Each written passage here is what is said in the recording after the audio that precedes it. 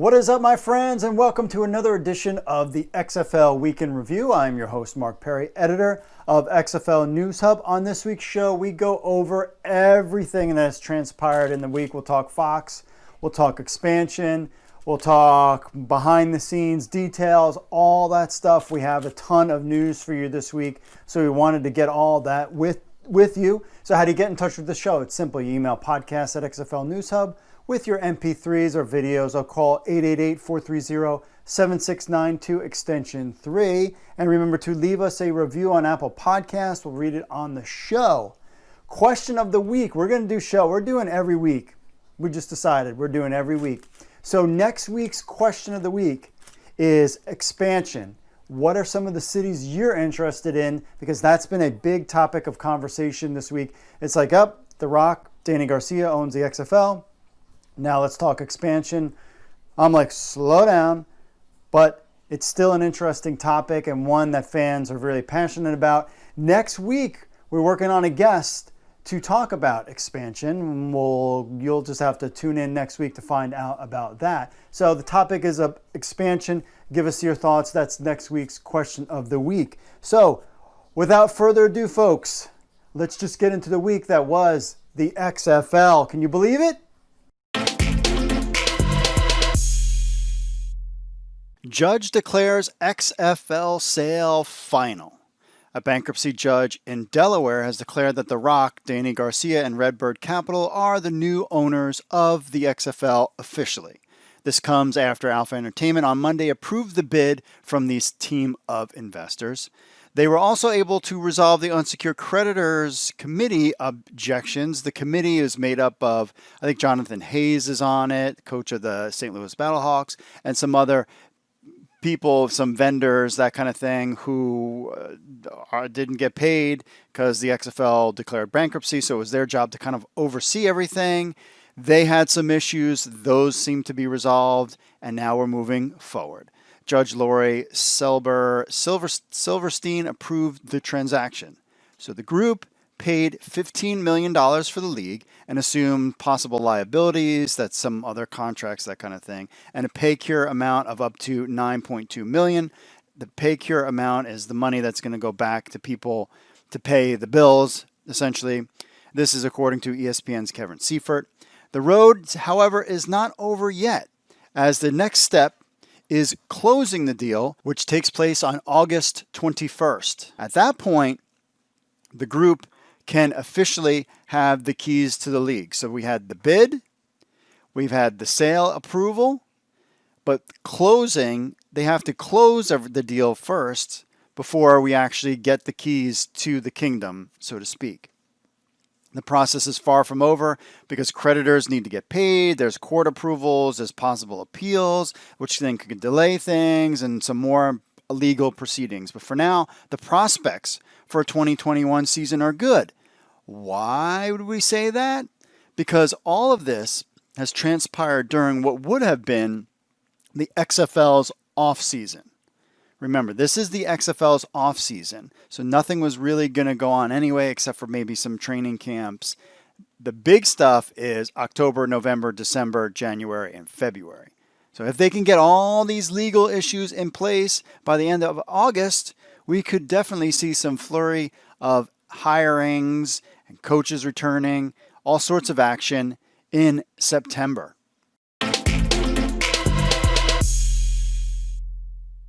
Now we have some more details on the sale of the XFL, including a timeline, how many bidders, and so much more. So with the XFL sale coming to a close, we learn more about how the process started and how it all ended with Alpha Aquico LLC becoming the new owners of the XFL.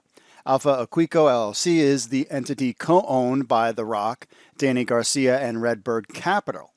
We learn the timeline based on some recent court filings that came through today.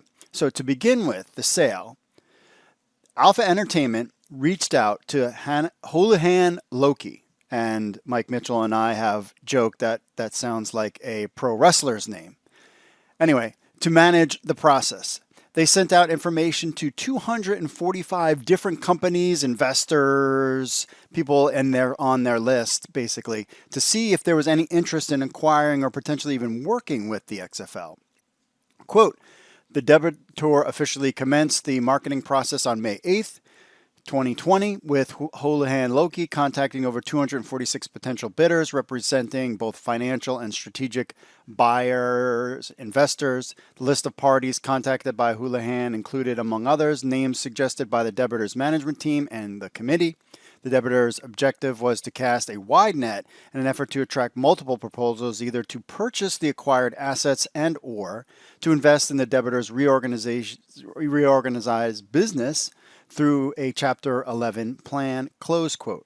After casting a wide net to find any interested parties, 35 different parties signed NDAs, non-disclosure agreements, basically saying that you can't talk about what you're about to see.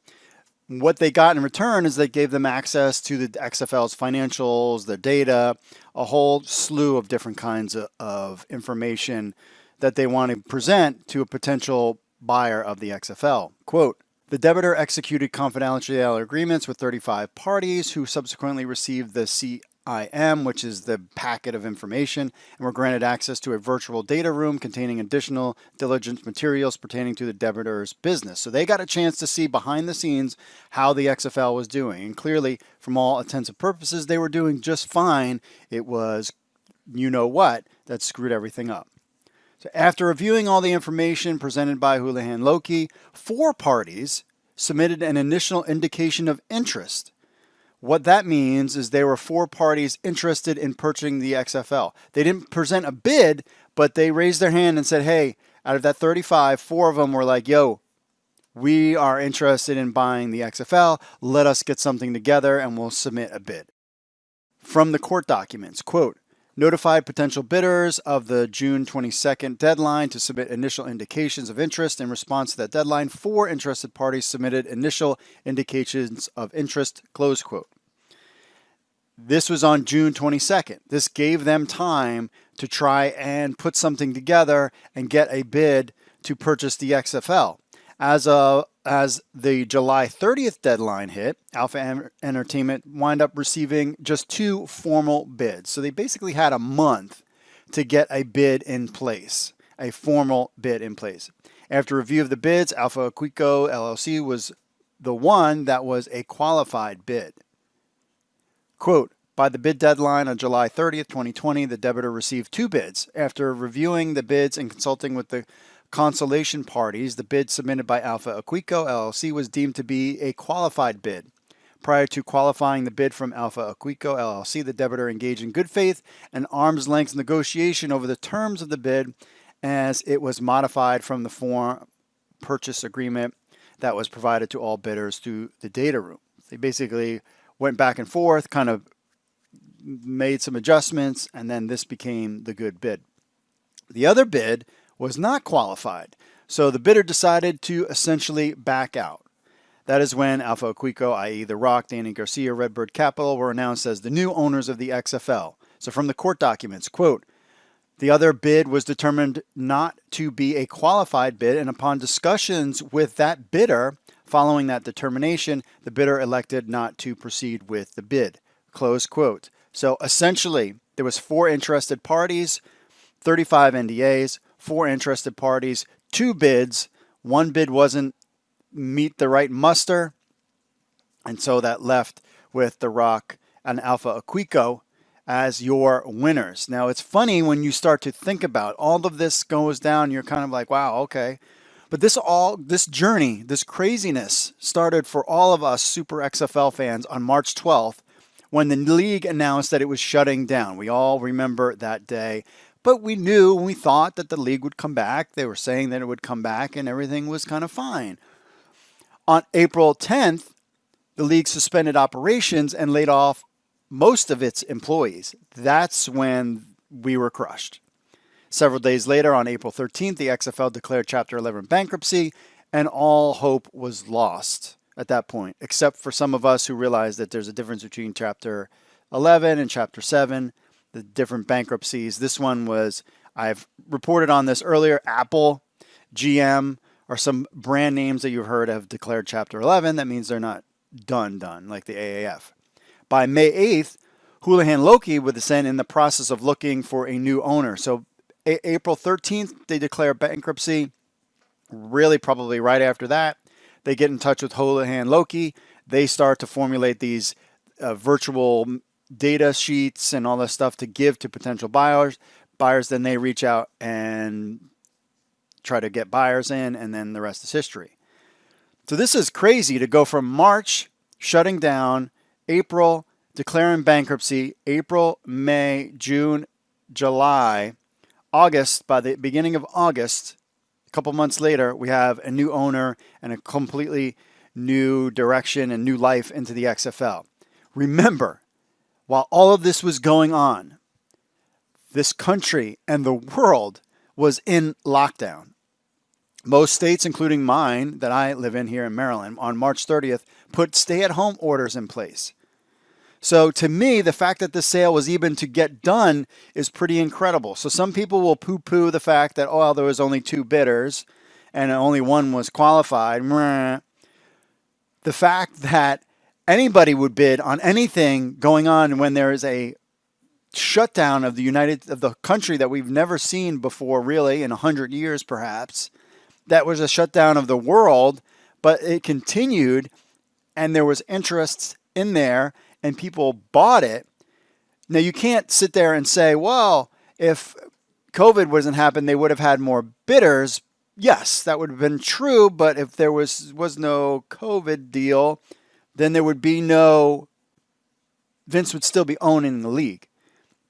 A crazy, crazy thing. But in the end, lots of prayers answered for a lot of not only fans, but media types and potential employees and players, everybody, that The Rock, Danny Garcia, and Redbird Capital become the new owners of the XFL. What a crazy, wild ride. And now we're on to XFL 3.1.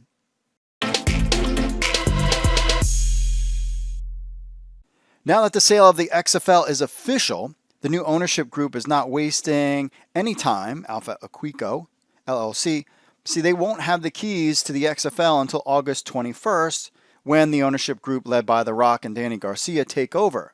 But that doesn't mean they can't start talking to broadcast partners. A report by Michael McCarthy of Front Office Sports says the XFL and Fox Sports are already in talks about a potential TV deal. Quote, Johnson's investor group agreed to buy the XFL for $15 million. As with the previous XFL, Fox Sports is interested in a possible TV rights deal, sources said, close quote. We reported earlier in court filings that out of all the broadcast partners of the XFL 2.0, Fox was the one that was willing to make a deal with any new potential ownership group, no matter who they were. They made that known in their court documents. Getting a TV rights deal in place is really the first and most critical step to the relaunch of the XFL. A report by Daniel Kaplan of The Athletic quotes a source close to the negotiations also saying, quote, media discussions are already starting up informally and will start to ramp up over the next few weeks, close quote. See, a TV deal is key to a 2021 XFL season because basically without it, you can't do it. Now, will anyone try to put live sports on TV in a post-COVID world at this time? I'm not sure. And this uncertainty has some XFL insiders concerned. Quote, I don't think playing next season is realistic, but we'll see how we progress, the source said. COVID is still an issue for everyone, close quote. Kaplan said that talks will be ongoing and most likely the first order of business. Quote, the incoming owners plan a round of talks with prospective media partners in the coming weeks, a source close to the new group said, signaling that ESPN and Fox Sports' existing contracts from earlier this year may not carry over, close quote. This is not shocking that the old contracts are not going to come over. They did a deal. They saw some of the benefits and some of the drawbacks, so clearly they're going to redo something. So this isn't a shock or a bad thing or this is going to screw the XFL or anything like that. This is really what they all should be doing is relooking at these deals. Now, Fox isn't the only player in the broadcast game. According to McCarthy's report, DAZN Danzin could be interested in the XFL broadcast rights. DAZN, I'm sure I'm saying it wrong, is a live and on-demand streaming service. I've heard of them. Quote, but before the pandemic freaked financial havoc, Danzig was rumored to be in the mix for more global NFL game rights. Danz could see XFL as a cheaper, less risky way into pro football, close quote. This TV deal will be a fluid situation for weeks, but the fact that The Rock and Danny Garcia already have broadcast relationships with basically every single media player in the world, those relationships should help the XFL land a TV deal. They're not going to go into this thing not thinking that they could get a TV deal. I'm sure they were like, hey, we're thinking about buying the XFL. Think we can make something out, work something out? Yeah, that's what they basically got. Now it's time to put that to paper. Now in 2020, who would you rather have a seat at the old business table negotiating these type of things? Would you rather have Vince McMahon on your side, or would you rather have The Rock?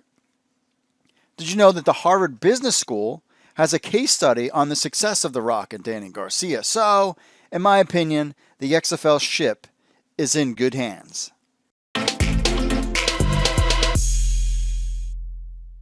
The new XFL owners are looking to make XFL 3.0 into an entertainment powerhouse.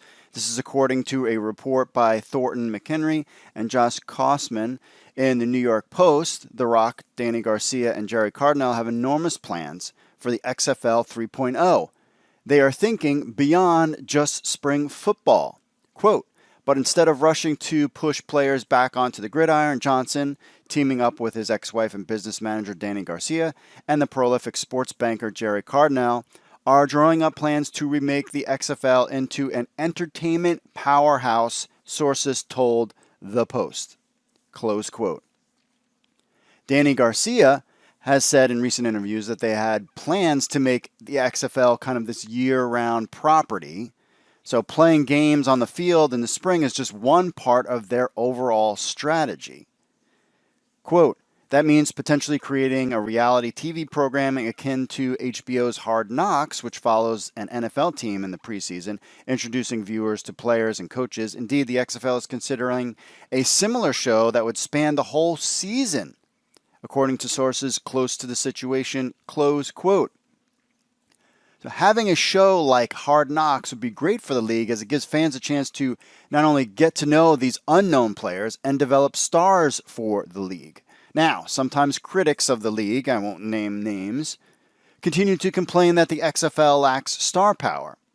The XFL, in a sense, would then turn into a business of making stars, not paying for them. I could think of Cam Phillips, PJ Walker, Jordan Ta'amu, are some of the names that came out during the XFL season, and they only played 5 games. They were beginning to make their own stars. And XFL fans are really excited to have the league back and not only see some of these players that fans were starting to get to know and like. The article goes on to say, quote, likewise, the group aims to capitalize on Johnson's star power not only as a box office draw, but also as a former college football player and WWE wrestler. One possibility, sources says, is that to bring the XFL into storylines on Johnson's current HBO show, Ballers, in which he plays a retired NFL star turned business manager. That's, close quote, that is an interesting idea. Incorporating the XFL into Ballers is another reason why XFL fans should be excited about this new ownership group. They're creating innovative ways to expand the XFL's fan base beyond just the games. Still, games on national TV are critical to the league's success. There's no question about that.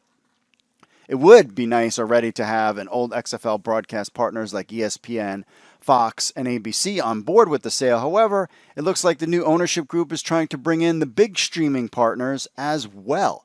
Quote, Johnson and Cardinal's Redbird partners aren't going to fight to enforce those contracts, talking about ESPN and Fox, and are planning to market a new media package to all potential buyers, including streaming services like Netflix or Amazon Prime, insiders said, close quote.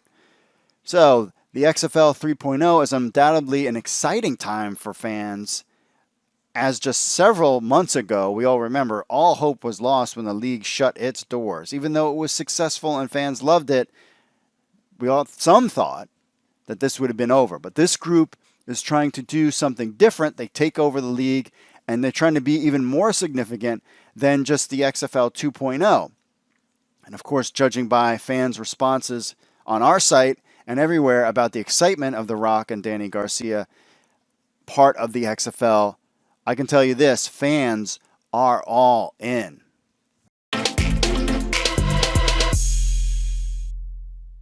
XFL fans always talk about expansion. Well, you might be in luck, according to the new XFL co-owner. According to a report in The Athletic, XFL co-owner Danny Garcia says the league is looking to expand from its 8 teams in the future.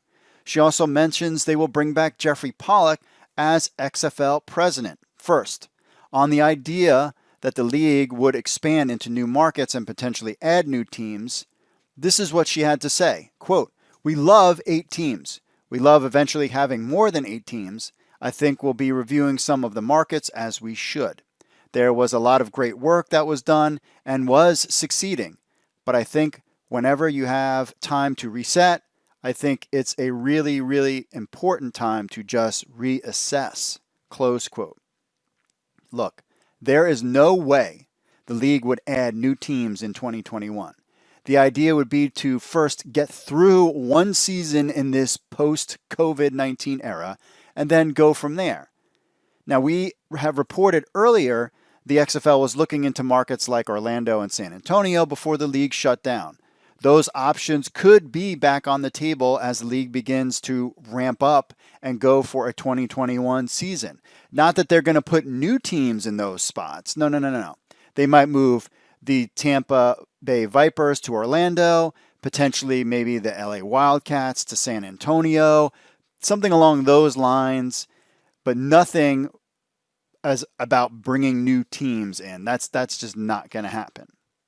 Also, what they're doing is to bring stability to the league that they just purchased. The plan is to also bring back XFL president Jeffrey Pollock. Quote, the new owners plan to keep XFL president Jeffrey Pollock and his existing management team, Garcia, added. So does this mean the plan is to bring back all of the team presidents, or are they just talking about the people that work closely with Jeffrey Pollock on his team? Who knows? We did see this interaction between Garcia and LA Wildcats team president Heather Brooks Carrots when on Twitter she said, "Congrats, Danny Garcia Co. at XFL 2020. It's fortunate to have you at this helm." And then Garcia responded, "TY," which is thank you so much, Heather Brooks. So much great work to do. There you have it. Not anytime soon, but they're already talking expansion potentially. And now we're starting to know our first rehire is Jeffrey Pollock, and potentially the team presidents could be the next in line.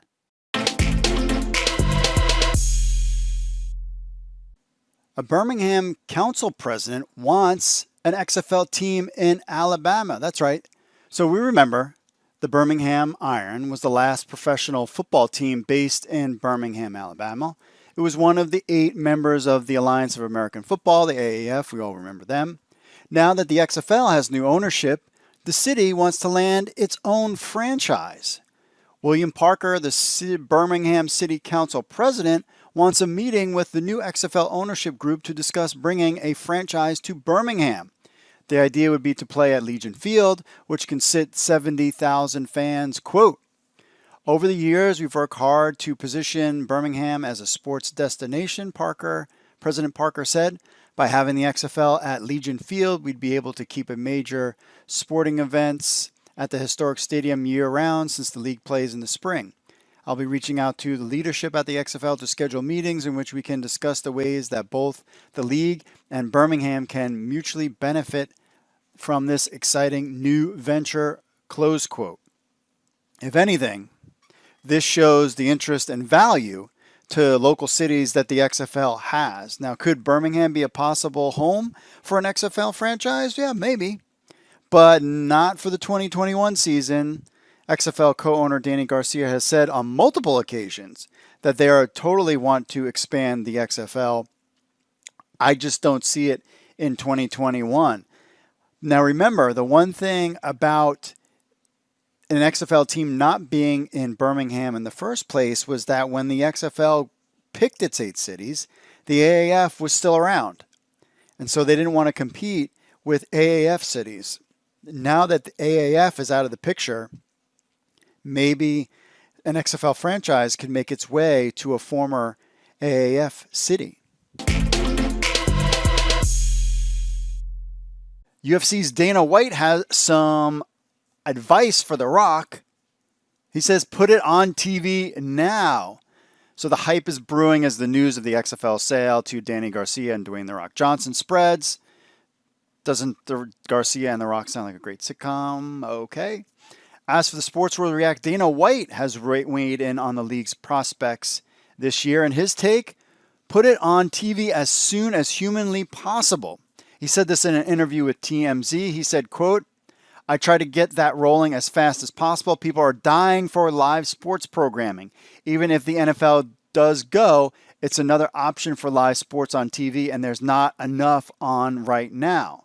So while the general idea is to get started in the springtime, White's urgency proves one thing: the iron is hot and it is time to strike. With Major League Baseball's early struggles to contend with COVID outside of their bubble, some are questioning how the NFL season will go on. Remember, the NFL has 32 teams, while the XFL only has 8. Even if things go without a hitch for the 2020 NFL season, it's entirely possible that the XFL could be the first sports league to play with fans in the stands when all this is over. Who knows? With all sorts of things are changing rapidly, and there's vaccines, that kind of thing. Dana White, who pioneered the UFC's massive success, also has ideas about managing COVID and is willing to share it with his friend The Rock. If a bubble is needed, we could see a football island. These two have a great friendship going back years. I'm sure the XFL could use some of the wisdom that got the UFC off the ground. White is a guy who built a $500 million empire, and we've gotten a ringing endorsement from him on the new league's ownership also. He says about The Rock and Garcia, quote, he can definitely pull this off. He also mentioned a crucial aspect to all this. Redbird Capital, the group backing Garcia and The Rock, manages over $4 billion in assets. They have extensive experience in the sports sphere, and their expertise will be invaluable as the new ownership rebuilds. There you have it. Dana White saying, put it on TV. And I think that's what they're trying to quickly get done so we can have a season in 2021.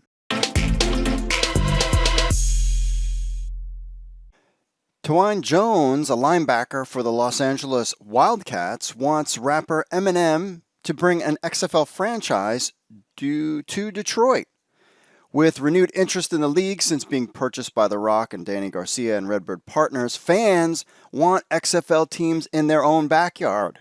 Recently, the city of Birmingham let it be known that their locale was interested in an XFL franchise. Birmingham was the home of the AAF's Birmingham Iron, but there is a little mixture here. See, in the past, Eminem has shown an interest in the AAF. Speaking of the AAF, this was back in March 25th of 2019. The rapper said, quote, Dear AAF, please entertain this thought regarding the AAF Iron and AAF Express game. Allowing the players to actually fight would be key to league's success like hockey. I would watch every game, even though there is no Detroit team yet. Hint, don't blow it. Sincerely, Marshall. Interesting for him to say that. This is the tweet that Jones sent out. He said, Yo, at Eminem, what do you say about bringing an XFL 2020 squad to the D? ?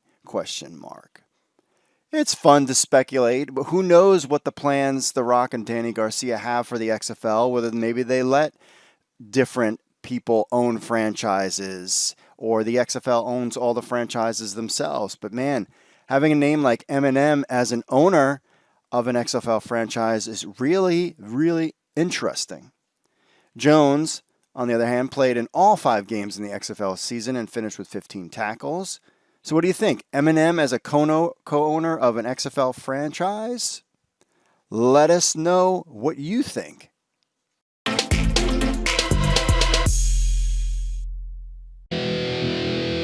What's up, XFL Army? If you're a fan of the XFL News Hub and you have a telephone, which I know all of you do because you're sitting there playing on your phones all the time, then why not download the XFL News Hub app? That's right, it's on iTunes. It's on Android. We have an Android version and an iPhone version of the XFL News Hub app. So what do you get? You get the latest news from XFL News Hub, the premier source of XFL news in the universe. Plus, you get push notifications when we have breaking news. You will be the first to know. You can leave a comment on some of the news right from your phone. Plus, you get this podcast on your phone as well. Remember, you can leave us reviews on the Google Play Store or iTunes. It links to other social media, our other social media accounts, and so much more. Be in the know. I know you're on your phones. People are on their phones all the time. They never get off their phones. So why not just download the XFL News Hub app on your Android or iPhone today? All you need to do is go to the Google Play Store or iTunes and just type in XFL News Hub. That's XFL News Hub. Download our app on your phone today.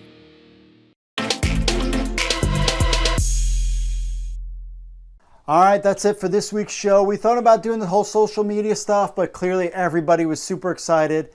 Just a ton. We've got a ton of messages on social media. It would take us 2 hours to go through all of it. So we'll just keep it as you guys were super excited, and we'll get to some of the best ofs next week's show. Remember, next week's show, Expansion. We want to hear your thoughts on it. You can message us on social media stuff or email podcast@xflnewshub.com or call 888-430-7692 extension 3. We'd love to hear your thoughts. And remember to follow us on all the social media, Facebook, Twitter, Instagram, YouTube. Our YouTube channel is blowing up. Make sure you like and subscribe there. We've got a lot of great content coming out on that channel, which is pretty cool. And remember to download the Google Play or iPhone app on iTunes, Google Play. You'll find it anywhere. And please leave us a review on Apple Podcasts. We'll read it on the show. We really appreciate those. And you can listen to us everywhere. Apple Podcasts, Spotify, Google, YouTube, TuneIn, iHeartRadio, Stitcher, so much more. Join us on the Discord. You'll find that in the show notes. And for all show notes, xflnewshub.com/XFL-podcast. Remember, next week's question of the week, Expansion. We want to get your thoughts on all that good stuff. And next week, we'll have a special guest to talk Expansion. You're not going to want to miss that. It's going to be pretty good. And hey, that's it for me, folks. It's been a crazy week. It might calm down a little bit. I have a feeling it will over the next couple of weeks, but we'll just kind of fill in. Even if it's a 2-minute podcast, we'll keep you up to date on everything that's going on. And then that's it for this. That's it. I'm done. It's been a crazy week. That's it for me, folks. Mahalo. God bless to all you out there. And I will see you all later.